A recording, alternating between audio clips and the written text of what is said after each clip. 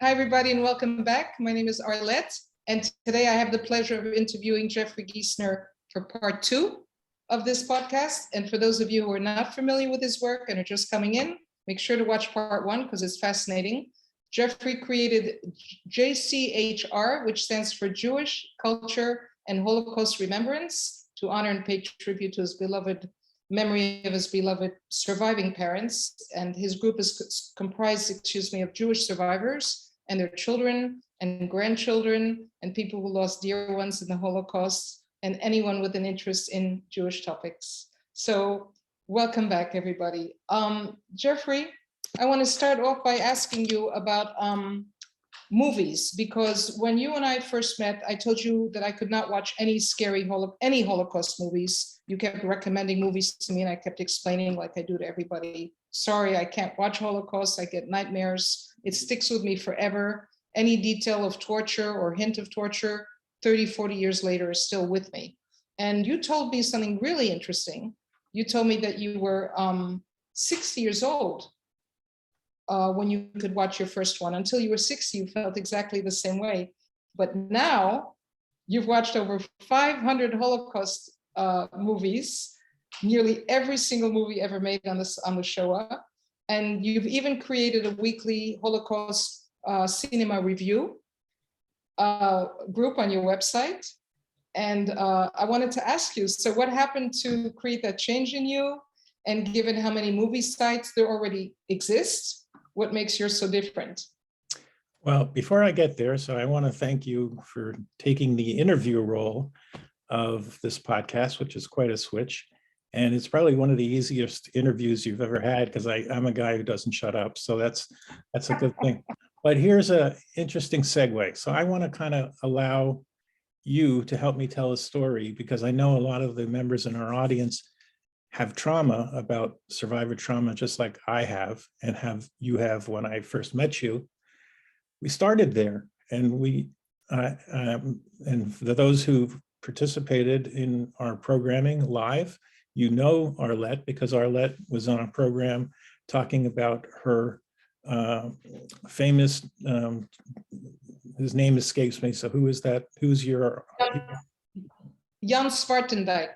Jan Zwartendijk, and you can see the program that she did with Esther Gilbert, all about Jan, and Esther had a different topic. And Esther Gilbert, who's a great friend of both of ours, introduced me to Arlette. And where we started our kind of virtual professional relationship was over trauma. And when I talked to Arlette, I started to talk to Arlette, and Arlette really disclosed, and maybe you can tell our audience who are also feeling some of the stuff that I've been talking about, but certainly you are a compatriot in this area.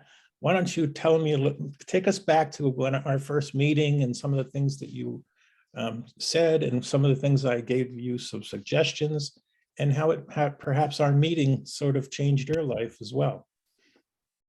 Well, it reminded me of what you said before, that when you met this group in California, you realized you weren't alone. You weren't the only person on the planet that had nightmares and woke up in cold sweats.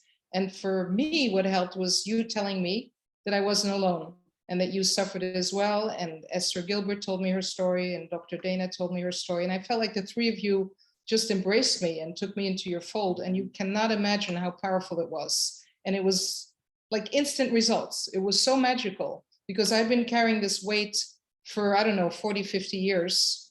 I think it would happen when I watched the TV series called The Holocaust with Meryl Streep. I'm not exactly sure. But since then, I've been having not nightmares where I wake up in a cold sweat, but daytime fantasies where I just zone out. Like I'll just be sitting here doing whatever, eating, petting my cat, taking a shower, reading a book.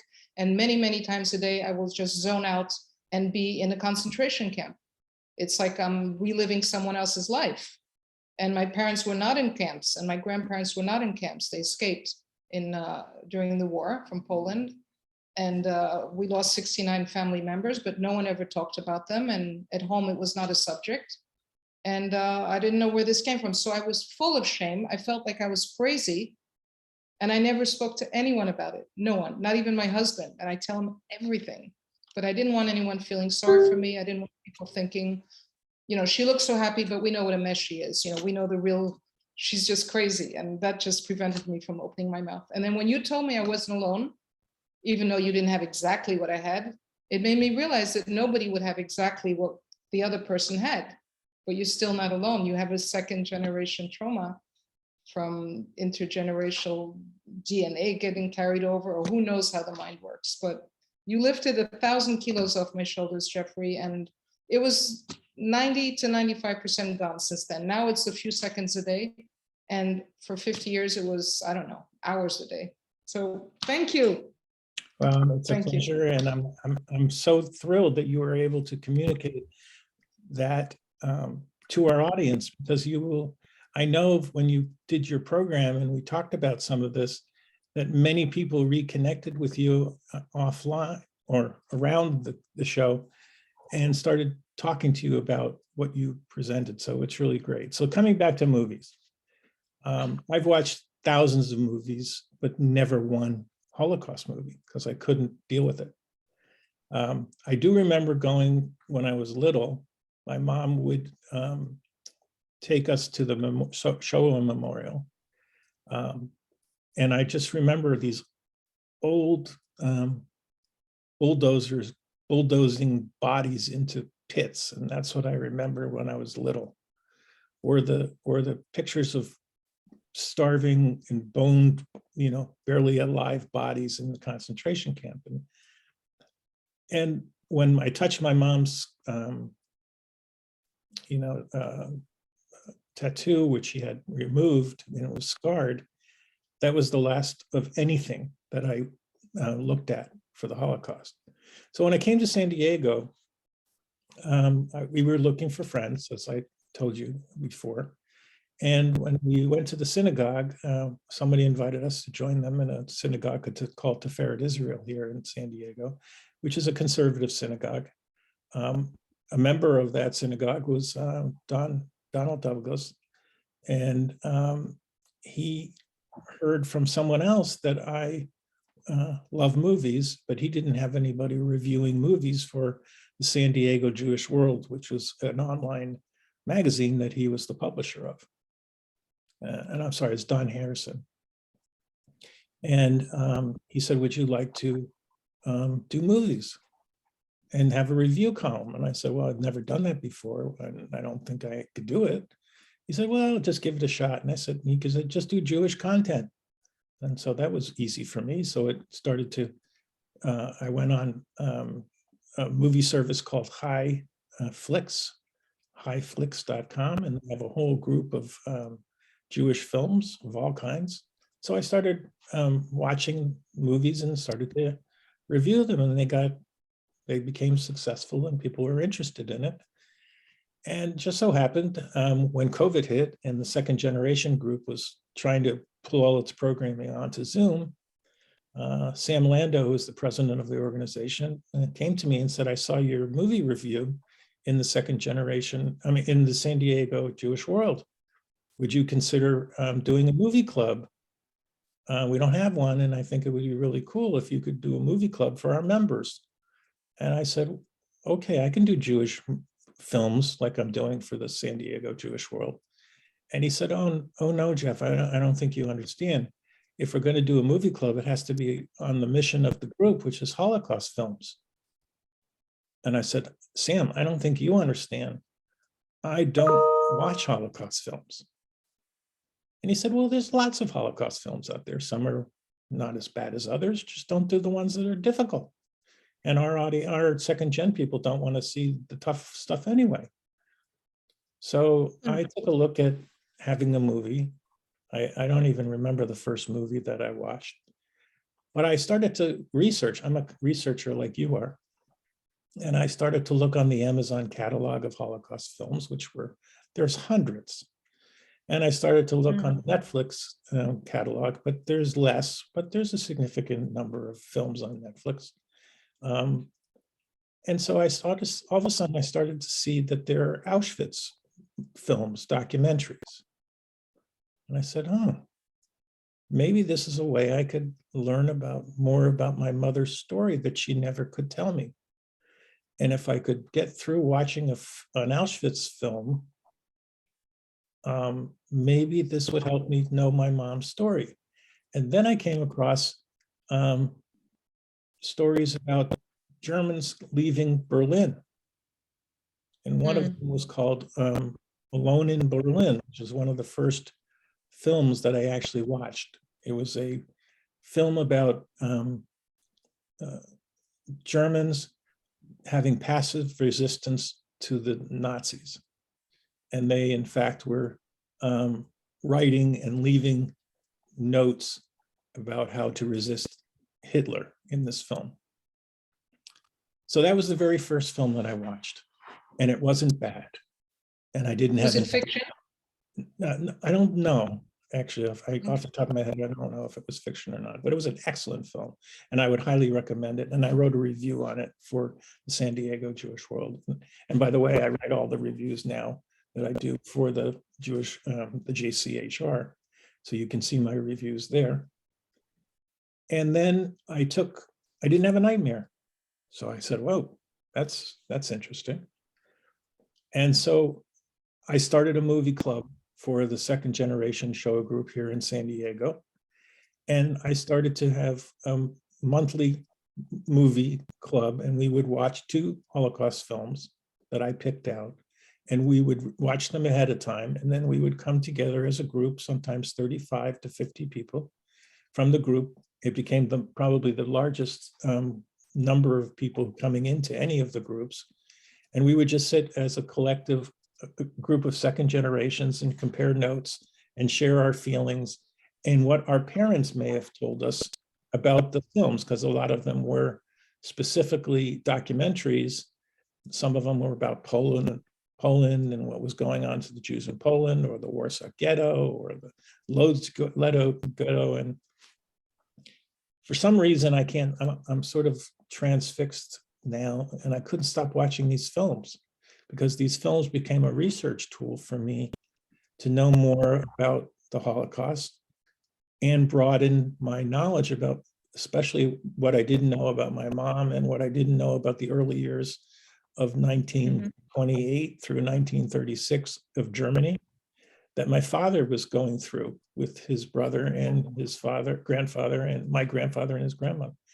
And so beyond that, it became almost addictive. Every single time I watched a movie, it led me, just as you have talked to me about finding one piece of evidence leads you to another piece of evidence. When I watched a documentary, I then found more information, which then I could go to Google and search, and then I could use that Google search to do another search.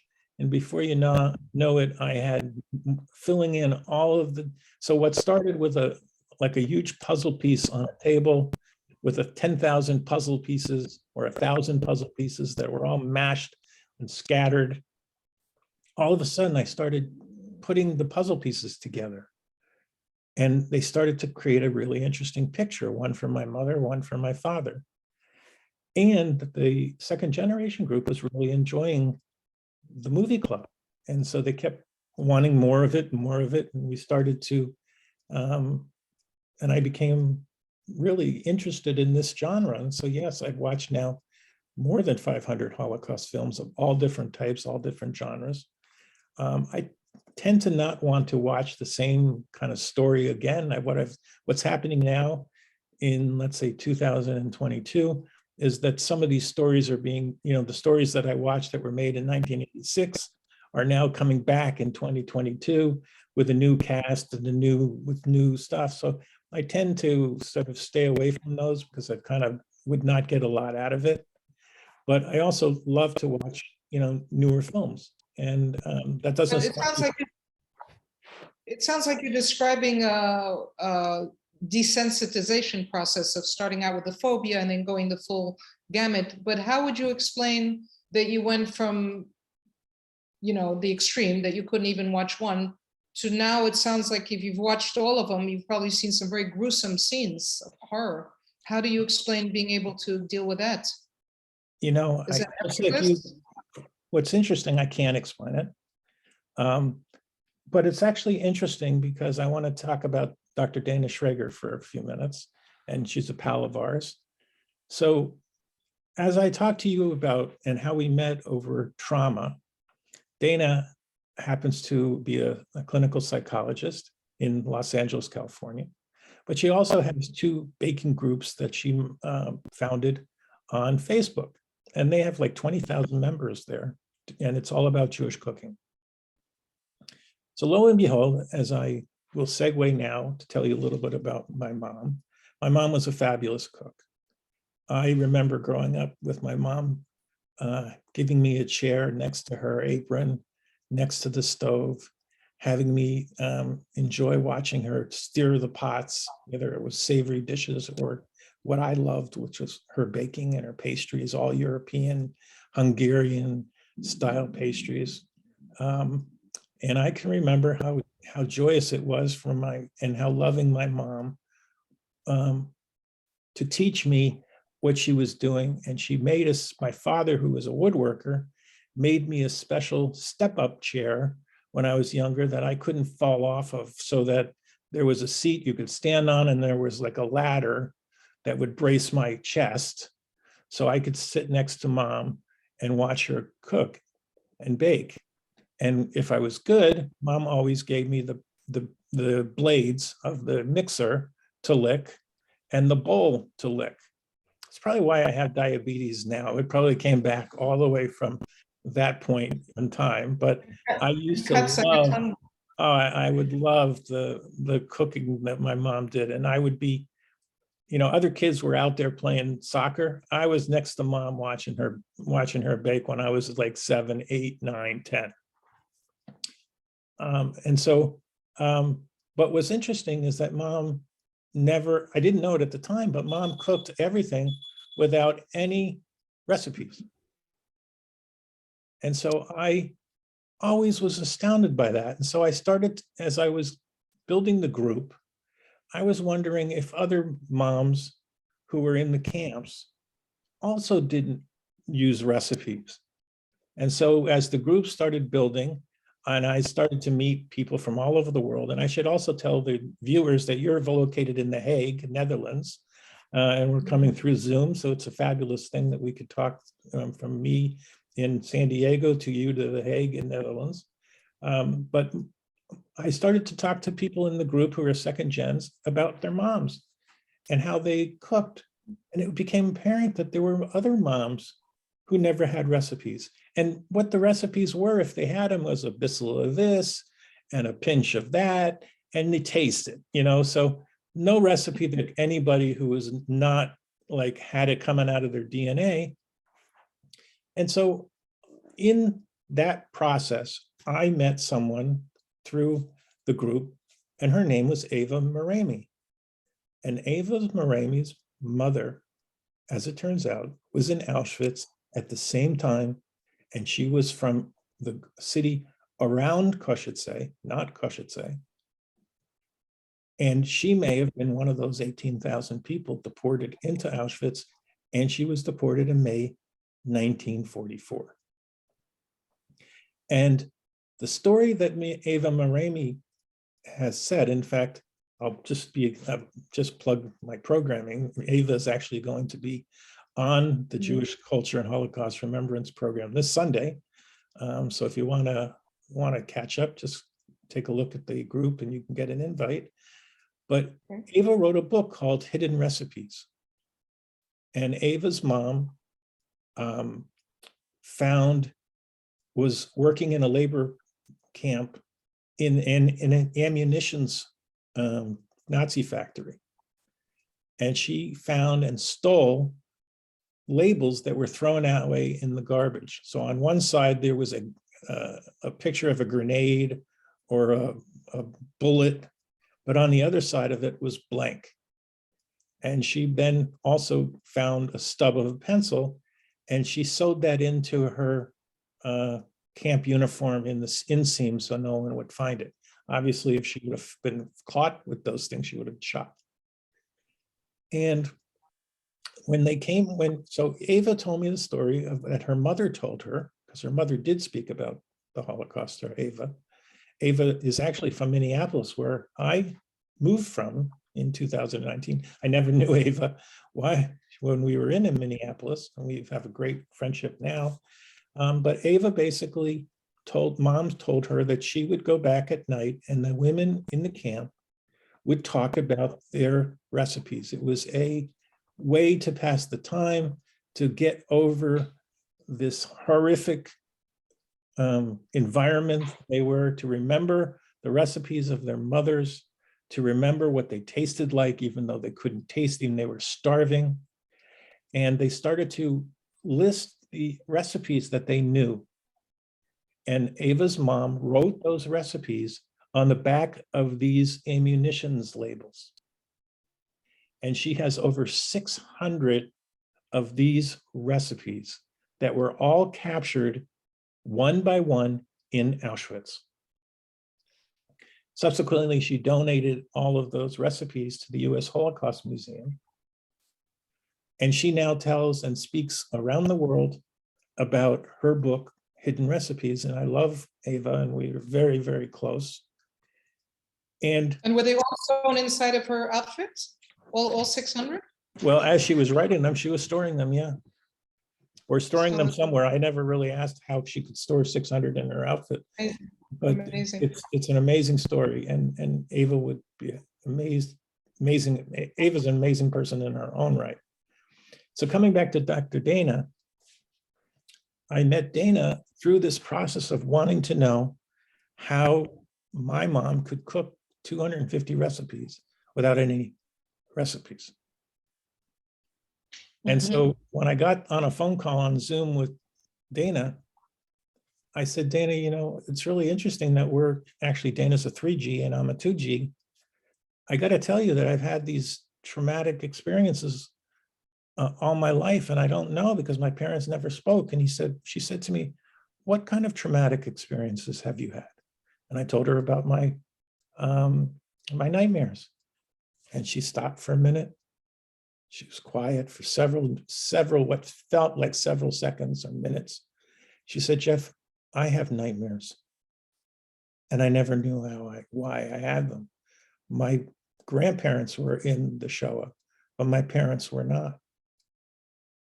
And we now started talking about our individual traumas, and we started helping each other. And the story that you just told, Dana could tell the same story. And so there's a group and I had this idea with Dana, and I said, Dana, this is happening. And I just told her about my San Diego Shoah story, where like maybe 10 or 15 out of the 50 were sharing stories. And this may be something that we can help second generation and third generation people with. So I started to say, and you're a doctor of clinical psychology. She said, not only a doctor of clinical psychology, but my specialist is in trauma.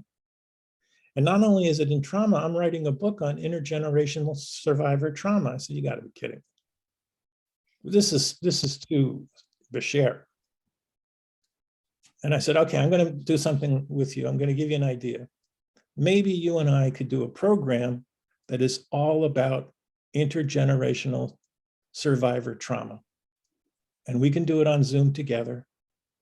And let's do it this was last September of 2022. 2021. And we had the most audience of any program to that point, which was over 80 people in the audience. And before I started, I didn't record the program. Well, I did record the program, but I promised that I wouldn't put it anywhere because I was worried about digital rights and stuff. So I had it in my computer. So Dana said, well, what are you doing it with your computer? You're not helping anybody having it sitting in a file. Why don't you tell people that this file is available and you'll email it to them? Well, I tried to email it. So the file was too big to email, right? So I had to go find a source on how I could find it. But more than, I think now 250 people have requested that file to just listen to the program. And Dana and I are doing it again in October, actually October 23rd of 2022, we're doing another program on intergenerational survivor trauma. So I'm really dedicated myself to sort of understanding this whole box that is in here, and coming back to my mom's recipes, I then met Cara da Silva, who wrote a book about terrazine and people who were writing recipes down about terrazine. And she did a program for the Jewish Holocaust, Jewish Culture and Holocaust Remembrance Group. And it was similar to Ava's story about her mother writing recipes. Wow. And the fact that they were talking about food as a passive resistance, as a way to get over hunger, as a way to think about positive memories while they're in such a state of horrific in being prisoners. So so as my wife was starting to figure out how she was going to retire, she was working 80 hours a week for the Jewish Federation in Minneapolis. She didn't want to go out to dinner. She said, well, since you're retired, why don't you make me food? Do something with yourself while you're retired. So I had never cooked. So I said, well, I don't know what to do. So I bought a book called Cooking for Dummies. And I started making food, and like anything else, I can't do anything small. So I started watching videos and started to make cooking that the top chefs were presenting on video. And I started really bad, and it started eventually getting to be really good. So every single day I went grocery shopping for that day's food. And I never told Myra what she was going to have when we had for dinner. And I never made the same thing twice for a year and a half. And everyone at the Jewish Federation would literally come by and ask her what was the dinner made, and I would make duck à l'orange. I mean, I would be making some really cool stuff. And so I really started. And then when Myra retired, she said, I want to cook. You're occupying all the kitchen. I said, well, what am I going to do if you're cooking? I really like cooking. She said, well, why don't you learn how to bake? And your mom's recipes, why don't you go open the file that Sherry sent you, which is my sister, Sherry Giesener, Espy. And she said, you never opened the file of your mom's recipes, which is true.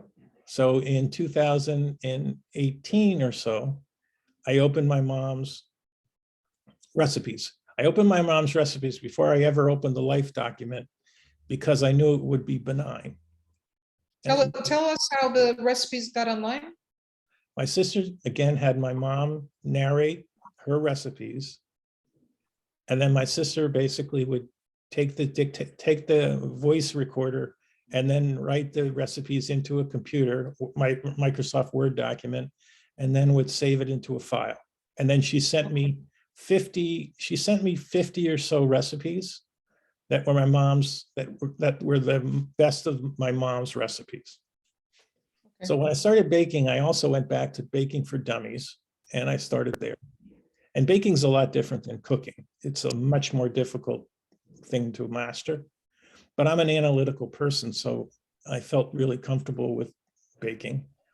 But I opened up my first recipe from my mom, which is my favorite lemon pudding recipe. And my mom's lemon pudding was to die for, all right?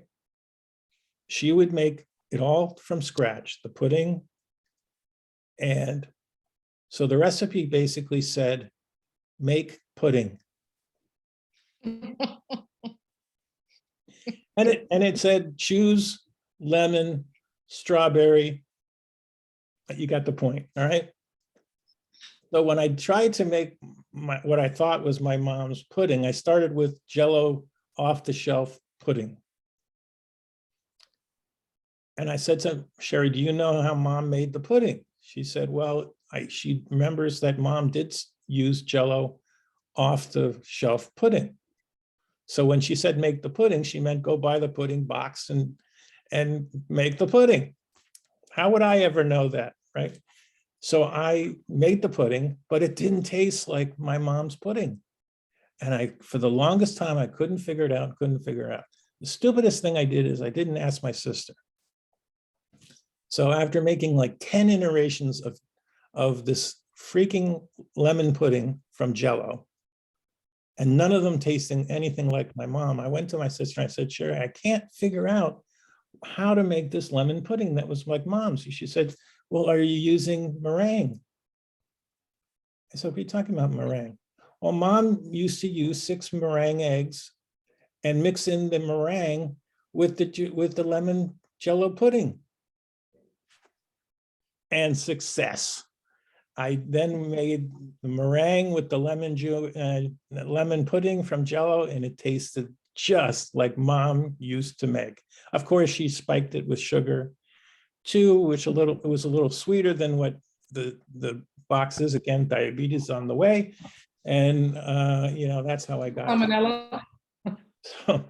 So since 2018, I've been working on making my mom's recipes, one at a time, researching online, trying to find commonality between European recipes, like my mom's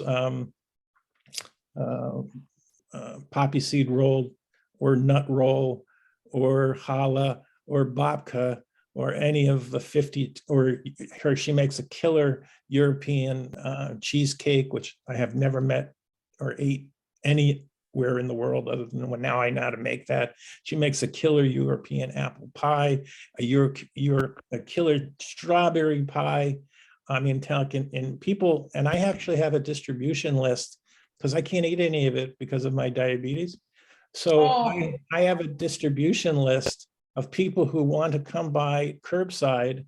So during COVID, I would cook once or twice, I would bake once or twice a week. And then I would write a text to my distribution list, and they would come by and pick it up on curbside.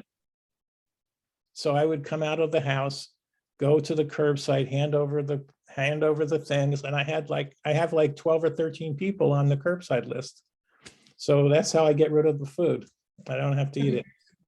Jeffrey, I think we've gone over the 30 minutes, and this is a good time to end this session. There's another one coming up. So we hope everyone comes back. But that was really, really a wonderful, wonderful story about your mama's session. Okay. All right. I want to let you know this is the podcast for the Obligation of Memory podcast network.